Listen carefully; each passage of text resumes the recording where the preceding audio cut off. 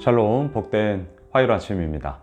오늘은 출애굽기 2장 1절로 10절의 말씀, 건져내었음이라, 이 제목으로 하나님 말씀 나누고자 합니다.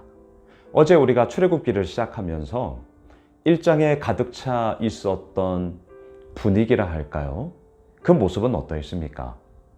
두려움이었습니다. 자, 두려움. 이스라엘 백성들은 생육했습니다. 번성했습니다. 온 땅에 가득 찼습니다. 너무나도 놀라운 그러한 하나님의 역사하심을 맛보았습니다.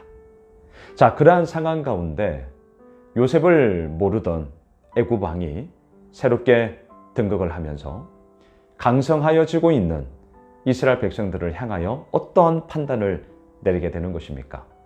저들이 적군과 한통속이 되어서 우리를 공격하고 우리를 떠나게 된다면 애굽은 어떻게 되는 것인가? 자, 이러한 두려움이 엄습했단 말이죠. 그리고 그 두려움의 문제를 어떻게 해결했습니까? 더 큰 짐을 지우고 더 괴롭게 하고 더 무거운 중노동을 시킴으로 그러한 괴로움의 문제를 해결하려 했지만 결국 해결이 되지 않았죠. 결국에는 어디까지 갑니까? 남자아이는 죽여라. 정말 말도 안 되는 그러한 명령을, 진짜 악수죠. 악수를 둠으로 인하여서 정말 무너져 가고 있는 그러한 애굽의 실정을 우리가 보았습니다. 자, 그러한 두려움의 문제 속에 히브리 산파들의 이야기, 우리가 꼭 붙잡아야 되죠. 누굴 두려워했습니까? 하나님을 경외함으로 그들의 집안을 흥왕케 하셨다. 짙은 어둠 속에서 한 줄기 아주 밝은 빛이 어제 본문에서 나타나고 있는 것이죠. 깜깜합니다. 죽음의 이야기로 가득 차 있습니다. 두려움의 이야기로 가득 차 있습니다. 하지만 그 가운데서도 하나님을 두려워하여 하나님을 경외함으로 그 가운데서 역전의 은혜를 이루어 나가시는 그 하나님. 자, 오늘 이 흐름이 2장에도 똑같습니다. 말씀의 제목, 건져내었음이라. 여러분, 그러면 뒤집어 보십시오. 건져내었다라는 말에는 무슨 전제가 깔려 있습니까? 빠질 수 있다는 거죠. 예, 물에 빠질 수 있다는 거죠. 하지만 그 빠질 수 있는 상황 가운데서 건져내었더라. 누구에게로 이야기의 초점이 맞춰지고 있습니까?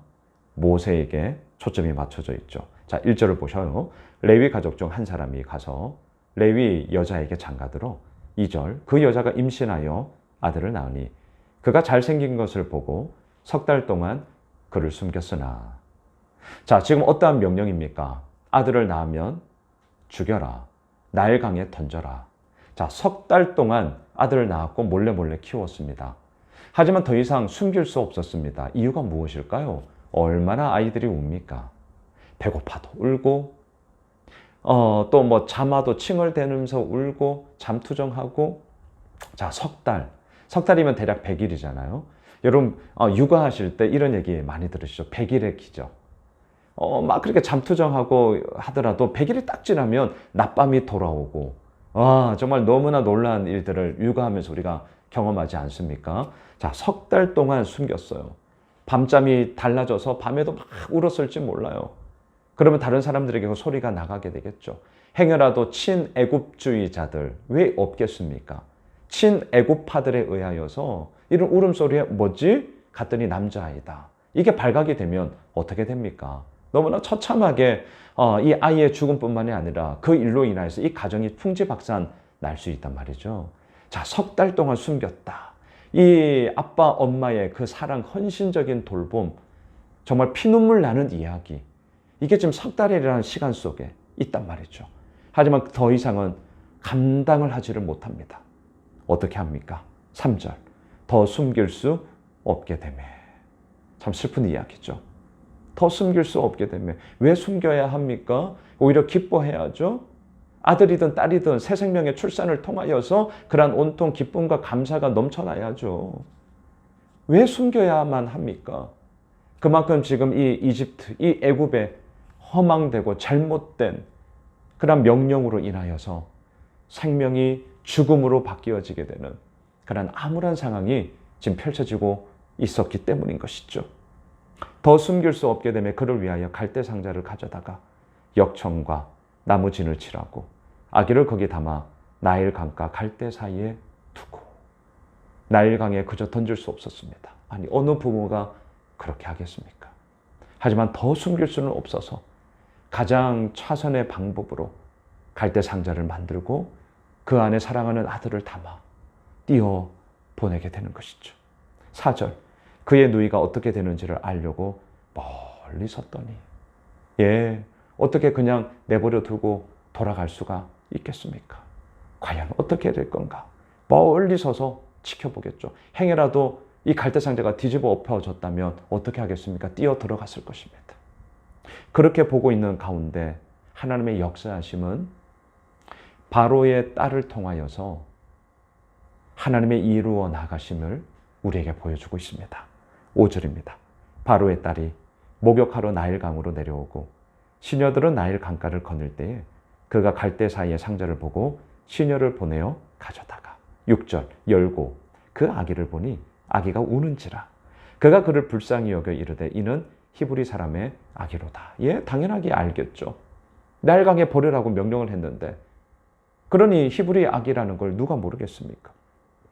자, 하나님의 역사하심은 마침 바로의 딸이 나일강에 목욕을 하고 시내 시녀들과 함께 목욕을 하러 왔던 그 타임에 하나님의 역사하심은 이루어지고 있습니다.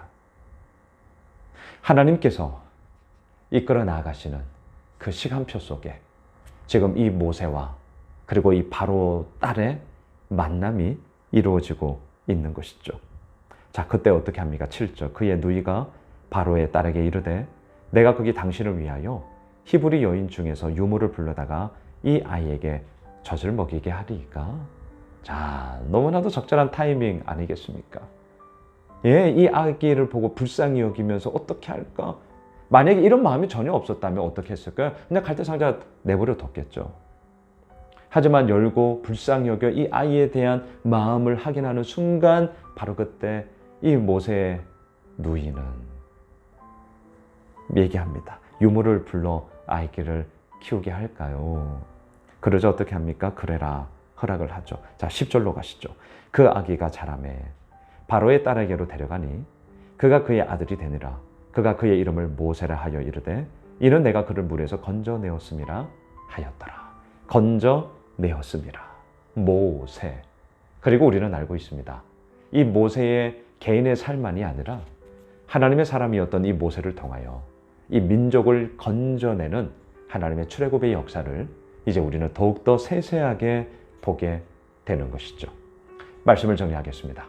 어제부터 새롭게 시작한 이 출애굽기의 말씀, 건져내었음이라. 누가요? 하나님이. 어떻게요? 자신의 아들 예수 그리스도를 십자가에 내어주심으로. 무엇을 위해서요? 죽어가는 우리들의 죄의 문제를 해결하고 예수 그리스도를 믿는 자마다 영생을 얻으리라. 구원을 얻으리라. 그 놀라운 영광의 이야기를 이 땅 가운데 펼쳐 보이시기 위하여 건져내었습니다. 할렐루야. 할렐루야. 그 은혜의 이야기, 그 믿음의 이야기, 그 구원의 이야기, 그 역사의 이야기가 오늘도 우리를 이끌어가는 줄 믿습니다. 예수 오미실 교회를 통하여 새롭게 시작하는 우리 출애굽기 말씀의 묵상을 통하여 오늘 화요일 한 날 건져내었습니다. 우리 붙잡고 나아갑시다. 어떠한 상황이든 어떠한 환경이든 그 가운데서 건져내어 주시는 그 하나님으로 말미암아 힘을 얻고 함께 달려나가게 되는 우리 모두가 되시길 주님의 이름으로 축복합니다. 기도합시다. 주님, 그렇습니다. 건져내었습니다. 하나님의 건져주심, 하나님의 그 구원의 역사, 그것이 오늘도 우리를 이끌어 가십니다. 주님, 출애굽기를 통하여 건져내어 주시고 구원케 하시는 하나님의 손길을 더욱더 발견하며 그 하나님께 붙잡힘 당하여 아버지 앞에 나아가게 되는 우리 모두가 되게 하여 주시옵소서. 예수님의 이름으로 기도드리옵나이다. 아멘. 오늘 말씀 붙잡고요. 우리 가지고 있는 기도 제목 가지고 건져내어 주시는 하나님을 소망하며 함께 기도하겠습니다.